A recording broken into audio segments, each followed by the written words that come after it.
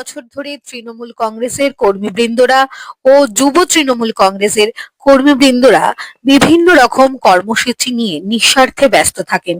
তাদের জন্য ভেবে একটি গেট টুগেদার আয়োজন করলেন তৃণমূল এর এক যুব নেতা রাহুল জানা।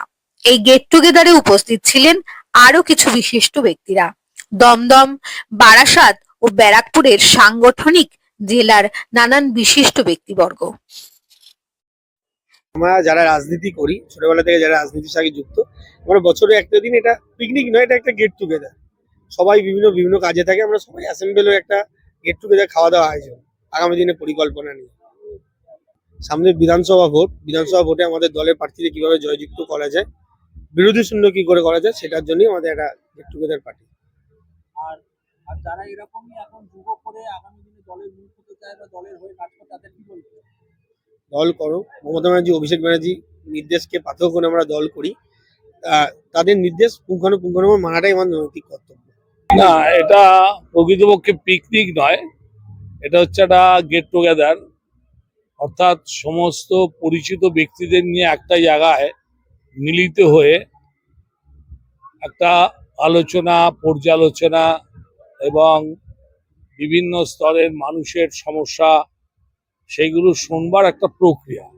এই যে 800-850 মানুষ একটা জায়গায় সমবেত হয়েছেন, তো তাদেরকে তো দুপুরের কিছু আহার দিতেই হবে, তাদেরকে দুপুরের আহারটা দেওয়া হচ্ছে। কিন্তু প্রকৃত অর্থে পিকনিক বললে এটা ভুল হবে, তার কারণ দলগতভাবে আমাদের নেত্রী বলেছেন যে এবছর প্রকৃত অর্থে পিকনিক করা যাবে না, তাই তো রাহুল? এই রাহুল উদ্যোগ নিয়েছে, এটা রাহুলই আমাকে আমন্ত্রণ জানিয়েছে এবং তার সাথে আরো বেশ কিছু বিশিষ্ট আমাদের পরিচিত সহকর্মী যুবক ব্যক্তি আছেন, যারা এত সুন্দর করে একদম সুশৃঙ্খল যে কথাবার্তা বলে, আলোচনা করে, একটু চা, একটু পকোড়া, এগুলো খেতে খেতে যে আলোচনাটা হচ্ছে, আমি এখনো আলোচনা অংশগ্রহণ করবার সুযোগ পাইনি, করব। খুব ভালো লাগছে। এই ধরনের অনুষ্ঠানের মধ্যে দিয়ে একটা হৃদয়ের স্পর্শ থেকে একটা অনুভূতি তৈরি হয়, যে অনুভূতিটার মধ্যে দিয়ে একটা সম্পর্ক তৈরি হয়, সেটাই হলো আসল সম্পর্ক। সম্পর্ক তৈরি করাটা কিন্তু অনেক কঠিন, কিন্তু সম্পর্ক ভেঙে ফেলাটা খুব সোজা। তাই সম্পর্ক তৈরি করবার জন্য আজকের গেট টুগেদার, তাই তো? সবাই ভালো। বাংলার মানুষের ভোটাধিকার যারা কেড়ে নিচ্ছিলেন, তাদের বিরুদ্ধে প্রতিবাদকে প্রতিধ্বনিত করে কলকাতা শহরে লক্ষ লক্ষ মানুষের সমাবেশ করে সেদিন বিরোধী দলনেত্রী মমতা বন্দ্যোপাধ্যায় বাংলার মানুষের কাছে বুঝিয়ে দিয়েছিলেন, প্রমাণ করে দিয়েছিলেন যে বাংলার বুকে দাঁড়িয়ে সমস্ত মানুষের অগ্রাধিকার দিতে হবে ভোটাধিকারকে, এবং নো আইডেন্টিটি নো ভোট, এই দাবি নিয়ে সেদিন আন্দোলন হয়েছিল। তৎকালীন সময়ে যুবনেত্রীর নেতৃত্বে যে আন্দোলন হয়েছিল, তাতে 16 জন তরতাজা প্রাণ কেড়ে নিয়েছিল মার্ক্সবাদী কমিউনিস্ট পার্টির নেতৃত্বাধীন বামফ্রন্ট সরকারের পুলিশ। আর এই 33 বছর পর আজকে আবার নতুন করে শাসক গোষ্ঠী পৈশাচিক মনোবৃত্তি নিয়ে, দিল্লির শাসক গোষ্ঠী, তারা কিন্তু মানুষের ভোটাধিকারকে, মানুষের অধিকারকে কেড়ে নেবার চেষ্টা করছে। যেখানে মানুষের ওপর আক্রমণ হবে, মানুষের গণতন্ত্রকে হরণ করবার চেষ্টা করা হবে, সেটা বামফ্রন্ট সরকার হোক তদানীন্তন সময়ে, আর সেটা ভারতীয় জনতা পার্টির নেতৃত্বে এনডিএ সরকার হোক, প্রতিবাদ সেখানে হবে।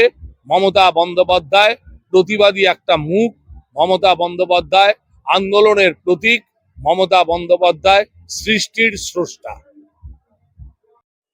একঘেয়ে জীবন কাটিয়ে দিনভর হই হুল্লোড় এবং আগামীর পরিকল্পনা নিয়ে আলোচনায় ছিল এই গেট টুগেদারের মূল উদ্দেশ্য। इसको बोलते वन भोज, ये वन भोज मन भोज है। यहाँ सबका मन मिला है, राहुल का सारा लोगों से मन मिला है, ये मन भोज हो रहा है, बहुत ही आनंददायक है। এই প্রোগ্রামটা হচ্ছে মানুষের সঙ্গে মিলন করা, ঠিক আছে? এটা কোনো মানে প্রি প্ল্যানিং নেই, এটা পিকনিকও নয়, এটা হচ্ছে মানুষের সঙ্গে সংযোগ করা।